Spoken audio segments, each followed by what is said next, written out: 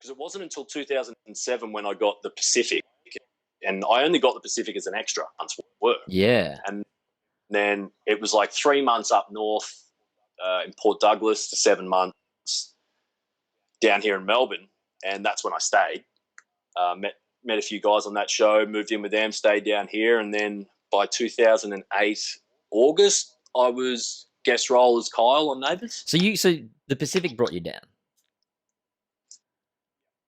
I was originally going to come down anyway.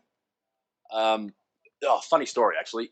With the Pacific call, I'd got the job, sweet, setting up everything, was going to move and whatever else. Then 5 people out of those extras got dropped, and I was one. So then I got the call saying you no longer have it, whatever else, absolutely shattered.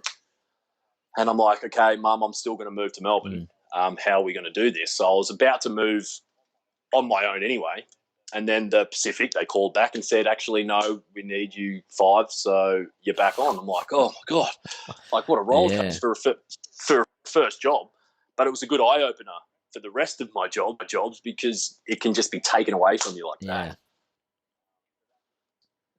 That was really good to get the Pacific and move down here and have some friends to move down with that I met on there and some great mates that I'm still mates with today. So I thought the Pacific filmed up in Queensland. In Port Douglas for 3 months. Right, and then they came down here and the Yangs. Right. Well, what was that shooting like? I imagine it would have been pretty grueling. Oh, mate, it was crazy. It was the best time of my life. I mean, we had a 10-day boot camp where we were literally on a boot camp and we got off the plane, hopped on a bus, and they drove us to the middle of nowhere, north of Port, near Mossman, I think it was.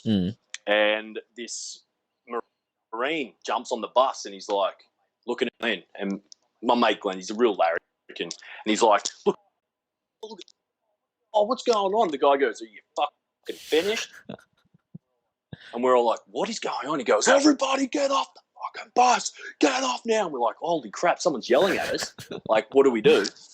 And he lines us all up. And from that day, 10 days, we were treated like we'd just joined the Marines. Wow. So it was mental. We were eating ration packs for 10 days. Some people would go, oh, that sounds terrible. I'm like, that sounds so much fun. Oh, mate, it was so much fun. And then they're teaching us how to shoot weapons. It's like, that was the best time of my life on a set. Yeah. Because there was a main core of us, about 50 extras, but we did the boot camp with the main actors. So we were always around them.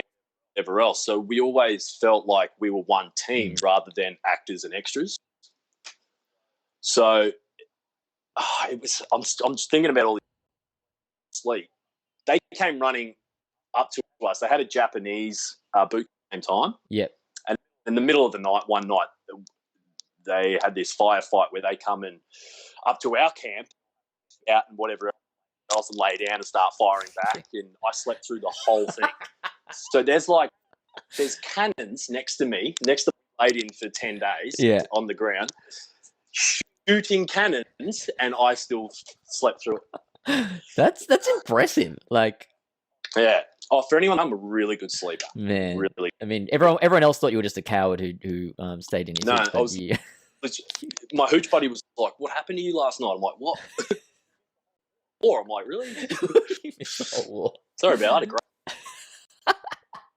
So yeah, that was really, it was a lot of fun, man. Just running around as a 19-year-old on per diems up in Port Douglas. It was crazy. We would get home at 3 in the morning, 4 in the morning, and then the bus would pick up. Amazing. And you're just like, every day. I'm like, thinking about that now makes me feel sick. I'm like, I was 19. That's how. That helps. The youth helped. Yeah, it was a dream job for anyone that was involved. So were you sitting there watching the actors and trying to learn off them at that same time, or were you just having too much fun doing what you were doing? A bit of both. Hours a day. Hey, you actually take it in we worked for 10 months. So if you didn't take anything in, you really weren't paying attention. But I got a little, because the Marines who taught us, the cadre, they would always the directors and first assistant directors and whatever else. And sometimes if they needed someone to say a word here or pick them up, they would pick people that they trusted in our group. And so there was one scene that I got to do. It was clearly on the cutting room floor because I had to do an American accent, and back then I had no idea. If I heard that now, I would be shattered because it would have been terrible. But got to do a little bit on set working with the director and whatever else, and that there was my first ever, I guess, line on a show. But it was also the first time I was on the cut. Do you remember what the line was? It's okay, you're all right now, or something like that. Cool. See, even now without even warm, it's like, that's terrible. That's all right. Hello, and thank you for watching this takTalks clip. If you enjoyed it, please like and subscribe. If you want to see the full conversation, click here. If you want to see all of the takTalk clips, click here. And if you want to see all of the takTalk conversations, click here.